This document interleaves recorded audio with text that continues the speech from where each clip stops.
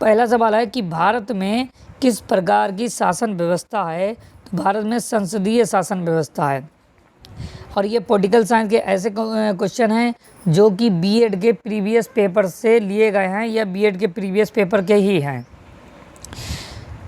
दूसरा क्वेश्चन है कि भारत की संविधान सभा में कुल कितने सदस्य थे। तो 389 सदस्य थे। संविधान सभा के बारे में आप जानते हैं कि संविधान सभा की जो बैठक हुई थी वो 9 दिसंबर 1946 ईस्वी को हुई थी। 9 दिसंबर 1946 ईस्वी को हुई थी।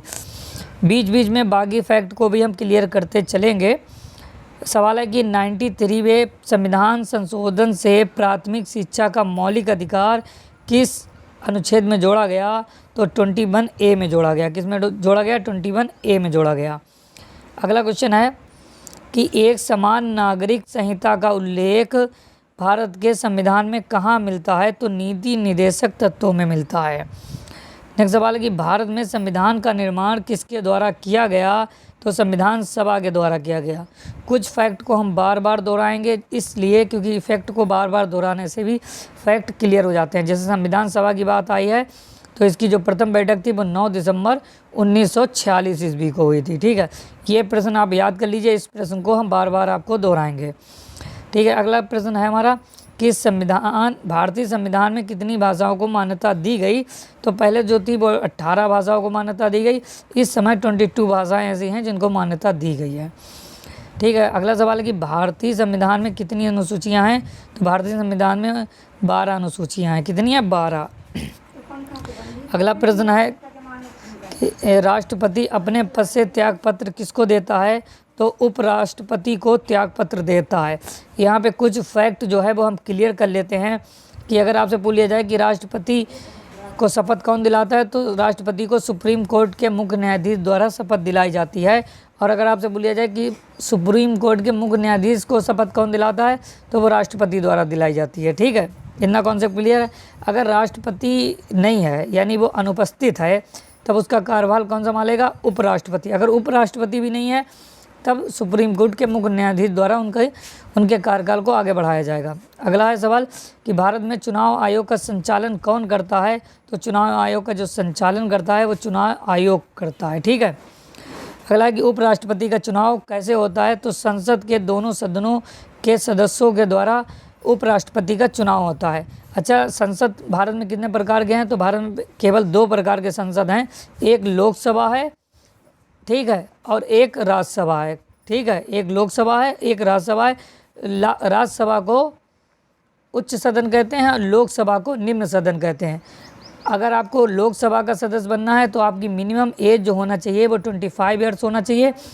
और अगर आपको राज्यसभा का सदस्य बनना है तब आपकी मिनिमम एज जो होना चाहिए वो 30 ईयर्स होना चाहिए। ठीक है, और हम आपको बता दें राज्यसभा के जो सदस्य होते हैं उनका कार्यकाल जो होता है वो 6 वर्षों के लिए होता है और लोकसभा के सदस्यों का कार्यकाल 5 वर्षों के लिए होता है। आई होप कि आपको कॉन्सेप्ट क्लियर हो गया होगा। भारतीय संविधान में राज्य के नीति निर्देशक सिद्धांत किस देश से लिए गए हैं।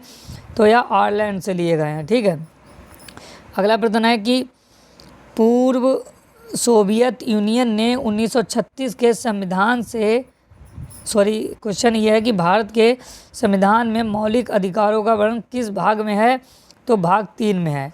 मौलिक अधिकार जिनको इंग्लिश में फंडामेंटल राइट्स भी कहते हैं, जो पहले 7 थे लेकिन मौजूदा समय में 6 हैं क्योंकि जो कानूनी अधिकार जो संपत्ति का अधिकार था उसको कानूनी अधिकार बना दिया गया। ठीक है, तो इसलिए 6 बचे हैं। अच्छा, जो टोटल फंडामेंटल होते हैं वो 12 से 35 के मध्य होते हैं। ठीक है, इतने हो गए, आपको क्लियर हो गया। अगला सवाल की तरफ चलते हैं। हमारा अगला प्रश्न है कि भारत की संविधान सभा ने राष्ट्रीय ध्वज का प्रारूप कब अपनाया। तो 22 जुलाई 1947 को अपनाया था। अगला प्रश्न है हमारा कि संविधान सभा का अध्यक्ष कौन था। तो डॉक्टर राजेंद्र प्रसाद जी जो थे वो संविधान सभा के अध्यक्ष थे। और डॉक्टर राजेंद्र प्रसाद जो थे वही भारत के प्रथम राष्ट्रपति थे। अगला प्रश्न है हमारा कि समवर्ती सूची में वह कौन सा विषय है जो राष्ट्रीय व स्थानीय दोनों दृष्टि से महत्वपूर्ण है। ठीक है, ये आंसर हो गया है। अगले प्रश्न की तरफ चलते हैं कि राज्यसभा के सदस्यों का कार्यकाल कितना होता है। अभी अभी मैंने ऊपर जब डिस्कस किया था तो बताया था कि राज्यसभा के जो सदस्य होते हैं उनका कार्यकाल जो होता है वो 6 वर्ष के लिए होता है, और लोकसभा के जो सदस्य होते हैं उनका कार्यकाल जो होता है वो 5 वर्षों के लिए होता है। ठीक है, और राज्यसभा के सदस्य बनने के लिए जो मिनिमम एज है वो 30 ईयर्स होना चाहिए, और लोकसभा के लिए 25 ईयर्स होना चाहिए। अगला प्रश्न है हमारा कि भारतीय राष्ट्रपति पद के प्रत्याशी की आयु कम से कम कितनी होनी चाहिए। तो यह 35 ईयर्स होना चाहिए, यानी अगर आपकी उम्र 35 वर्ष से कम है तब आप राष्ट्रपति पद के प्रत्याशी बनने के हकदार नहीं हैं। अगला प्रश्न है हमारा अगला कि भारत का संविधान कब अंगीकृत किया गया। तो भारत का जो संविधान था वो 26 नवंबर 1949 को अंगीकृत किया गया, यानी 26 नवंबर 1949 को भारत का संविधान जो था वो बनकर तैयार हो गया था, लेकिन लागू कब किया गया। तो लागू किया गया 26 जनवरी 1950 को। अगला प्रश्न है कि संविधान के 44वें संशोधन द्वारा कौन सा अधिकार मौलिक अधिकार की श्रेणी से यानी लिस्ट से हटा दिया गया। तो जो हटाया गया वो संपत्ति का अधिकार हटाया गया।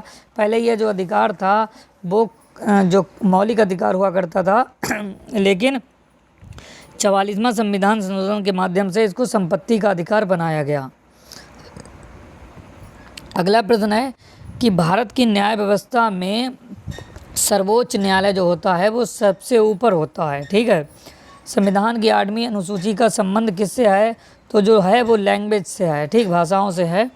अगला प्रश्न है हमारा कि राष्ट्रपति के चुनाव में कौन कौन हिस्सा लेते हैं।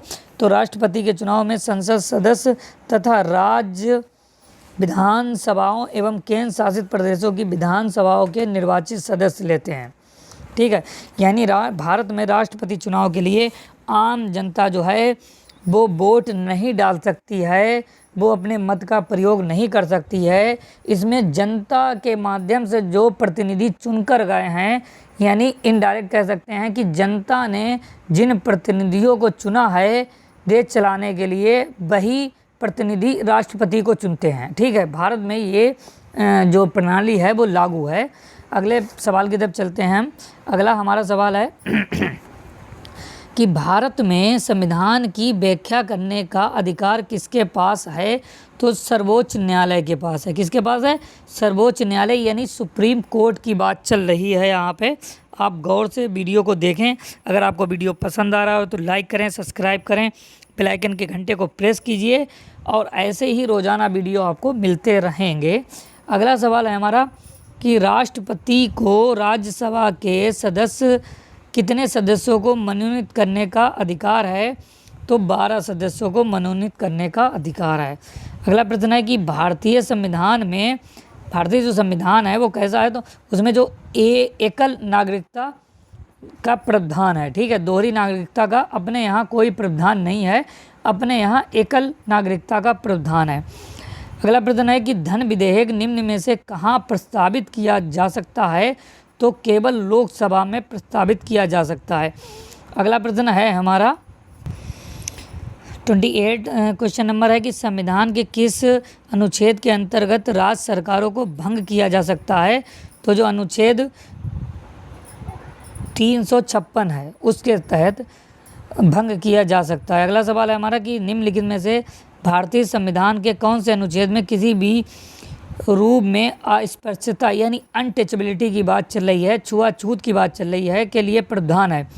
तो जो अनटचेबिलिटी की बात चलती है वो आर्टिकल 17 है, जो हमें छुआछूत के एक प्रावधान किया गया है कि जिसमें छुआछूत को बढ़ावा नहीं दिया जाएगा। अगर कोई ऐसा करता है तो उसके खिलाफ दंडात्मक प्रक्रिया अपनाई जाएगी। तो अच्छा, ये किस आर्टिकल में है। तो आर्टिकल 17 में है। ठीक है, और ये आर्टिकल 17 किसके अंतर्गत आता है। अभी मैंने ऊपर डिस्कस किया था कि जो आर्टिकल हैं फंडामेंटल राइट्स हैं वो 12 से 35 हैं, और उन्हीं के मध्य एक आर्टिकल आता है जो है आर्टिकल 17 यानी अनटचेबिलिटी। ठीक है, अगला प्रश्न है हमारा कि मौलिक अधिकारों का रक्षक का कार्य कौन करता है। यानी कि सर्वोच्च व उच्च न्यायालय जो है वो दोनों जो हैं वो मौलिक अधिकारों के रक्षक का कार्य करते हैं। यानी अगर आपके मौलिक अधिकारों का हनन हो रहा है, आपके मौलिक अधिकारों के आधार पर डिस्क्रिमिनेशन हो रहा है, तब आप राज्य के खिलाफ भी सुप्रीम कोर्ट जा सकते हैं। अगर आप राज्य सरकार आपको किसी भी प्रकार के आपके मौलिक अधिकारों से वंचित कर रही है, तब आप इस बात को लेकर सुप्रीम कोर्ट या हाई कोर्ट में याचिका डाल सकते हैं। ठीक है। अगला प्रश्न है, राष्ट्रपति के पद एवं गोपनीयता की शपथ कौन दिलाता है? तो जो मुख्य न्यायाधीश हैं, कौन है? मुख्य न्यायाधीश, वो राष्ट्रपति को शपथ दिलाते हैं। अगर हम साधारण सी भाषा में बात करें तो सारे कॉन्सेप्ट अभी मैं चारों तरीके के क्लियर करना चाहूँगा कि जैसे राष्ट्रपति जो हैं उनको शपथ कौन दिलाता है? सुप्रीम कोर्ट के मुख्य न्यायाधीश। और सुप्रीम कोर्ट के मुख्य न्यायाधीश को शपथ कौन दिलाता है? तो राष्ट्रपति द्वारा दिलाया जाता है। अच्छा, राष्ट्रपति जो है वो उपराष्ट्रपति को भी शपथ दिलाता है और राष्ट्रपति द्वारा ही जो है प्रधानमंत्री को शपथ दिलाई जाती है और राष्ट्रपति के माध्यम से ही राज्यपाल को भी शपथ दिलाई जाती है। ठीक है। अब राज्यपाल से एक फैक्ट मुझे याद आ गया तो मैं चलते चलते उस पर डिस्कस करना चाहूँगा कि राष्ट्रपति का जो पद है जो राज्यपाल का पद है उसको हटाने की व्यवस्था जो है वो भारतीय संविधान में नहीं है। यानी भारतीय संविधान में ऐसा कोई प्रावधान नहीं है जिसको राष्ट्रपति को हटाने की कोई व्यवस्था हो, जबकि भारतीय संविधान में राष्ट्रपति को हटाया जा सकता है महाभियोग के माध्यम से, लेकिन राज्यपाल को हटाने की कोई व्यवस्था नहीं है। अगले प्रश्न की तरफ चलते हैं कि भारत के राष्ट्रपति को कार्य अवधि की समाप्ति से पूर्व भी पद से हटाया जा सकता है। कैसे? महाभियोग के माध्यम से हटाया जा सकता है, अभी हमने इस पर चर्चा करी है। ठीक। अगला है कि आपातकालीन स्थिति की घोषणा के कितने दिनों के अंदर संसद की अनुमति आवश्यक है? इस सवाल का जवाब आप मुझे जल्दी से जल्दी दीजिए। तो 1 माह की अनुमति आवश्यक है। कितने? 1 मंथ की। ठीक है। अगला सवाल है कि किसी विधेयक पर संसद के दोनों सदनों में मतभेद होने पर संसद की संयुक्त बैठक कौन बुलाता है? तो राष्ट्रपति बुलाता है, राष्ट्रपति। ठीक है। और राष्ट्रपति का चुनाव कैसे होता है कि जो जनता द्वारा प्रतिनिधि चुने गए हैं उनके द्वारा राष्ट्रपति को चुना जाता है। अगला प्रश्न है कि चुनावों में मताधिकार की आयु है, क्या आयु है? तो चुनावों में मताधिकार की आयु कितनी है? 18 वर्ष है। यानी अगर आप 18 साल के हो गए हैं तो आप वोट के माध्यम से, अपने मत के माध्यम से अच्छे या बुरे प्रतिनिधि के आधार पर उसको चुन सकते हैं।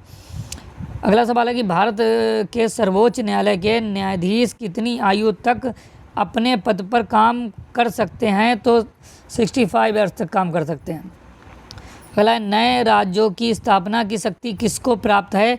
तो संसद को प्राप्त है। संसद के संयुक्त अधिवेशन की अध्यक्षता कौन करता है? तो लोकसभा का अध्यक्ष करता है। और मौजूदा समय में लोकसभा के जो अध्यक्ष हैं वो ओम बिरला जी हैं। ठीक है। केंद्र व राज्यों के मध्य शक्तियों का विभाजन संविधान की किस अनुसूची में है? तो 7वीं अनुसूची में है। अगला सवाल है कि निम्नलिखित में से किस सदन का सदस्य उसका सदस्य नहीं है? तो राज्यसभा का। ठीक है। अगला सवाल है कि मूल अधिकारों को संशोधित करने का अधिकार किसके पास है? तो संसद के पास है। संसद कितने प्रकार की होती है? 2 प्रकार की होती है, एक लोकसभा होता है, एक राज्यसभा होता है। राज्यसभा जो होती है वो उच्च सदन होती है, लोकसभा जो होती है वो निम्न सदन होती है। अगला प्रश्न है हमारा कि भारतवर्ष में पंचायती व्यवस्था का आरंभ 1956 में गठित एक विशेष समिति को अनुशंसाओं के आधार पर किया गया था। बताइए उक्त समिति का नाम क्या था? तो बलवंत राय मेहता था। ठीक। ये बहुत महत्वपूर्ण प्रश्न है, शायद बीएड के अलावा बाकी एग्जाम्स के दृष्टिकोण से भी महत्वपूर्ण है। अगला प्रश्न है कि भारत की संचित निधि पर किसका नियंत्रण होता है? तो संसद का होता है। ठीक है। अगला प्रश्न है कि राज्यसभा को निम्न में से किसी विषय में लोकसभा के समान अधिकार प्राप्त नहीं है? तो वित्त विधेयक के मामले में नहीं है। ठीक है। अगला सवाल है कि पंचायती राज प्रणाली में सर्वोच्च स्तर पर कौन सी संस्था होती है? तो जिला परिषद होती है। कौन सी होती है? जिला परिषद होती है। अगला प्रश्न है कि राज्यपाल की नियुक्ति कौन करता है? तो राज्यपाल की नियुक्ति राष्ट्रपति करता है। मैंने आपको ऊपर ही बताया था कि भारत में राज्यपाल को हटाने की कोई व्यवस्था नहीं है। अगला है कि निम्न में से कौन सा अधिकार मौलिक अधिकार नहीं है? तो जो संपत्ति का अधिकार है वो मौलिक अधिकार नहीं है। संपत्ति का अधिकार जो था वो पहले मौलिक अधिकार हुआ करता था, लेकिन जो 44वां संविधान संशोधन हुआ उसके माध्यम से इसको मौलिक अधिकार की लिस्ट से हटाकर संपत्ति के अधिकार की लिस्ट में डाला गया। अगला सवाल है कि लोकसभा में सबसे अधिक सदस्य किस राज्य से आते हैं? तो यह उत्तर प्रदेश से आते हैं, जहां 80 सदस्य होते हैं लोकसभा के। ठीक है, उत्तर प्रदेश जो जनसंख्या के दृष्टिकोण से भारत का सबसे बड़ा राज्य है। ठीक है, उत्तर प्रदेश जिसकी राजधानी लखनऊ है, जिसको नवाबों का शहर भी कहा जाता है। अगला है, राज्यपाल पूर्ण रूप से किसके प्रति उत्तरदायी होता है? तो यह राष्ट्रपति के प्रति उत्तरदायी होता है, और राष्ट्रपति द्वारा ही राज्यपाल को शपथ दिलाई जाती है। इस चीज़ को भी आप याद रखें। अगला प्रश्न है कि पंचायती राज व्यवस्था का सबसे निम्न स्तर कौन सा है? तो ग्राम सभा एवं ग्राम पंचायत जो है वो सबसे निम्न स्तर है। आई होप कि आपको वीडियो पसंद आया होगा। एक्चुअल में प्रश्नों को डिफाइन करते करते बहुत ज़्यादा समय हो गया है, तब हम इसका पार्ट 2 कल अपलोड कर देंगे। और अभी आप केवल क्वेश्चन 50 तक देखिए, और रोज़ाना हम इस तरीके की वीडियो अपलोड करते रहते हैं। अगर आप चैनल पर नए हैं तो सब्सक्राइब कर लीजिए, बेल आइकन के घंटे को प्रेस कर लीजिए। और अगर इस वीडियो की PDF आपको चाहिए तब मैं डिस्क्रिप्शन में अपने टेलीग्राम चैनल का लिंक दे दूँगा। उसे ज्वाइन करने के बाद आपको हर प्रकार की PDF जो है फ्री में मिल जाएगी। धन्यवाद, शुक्रिया।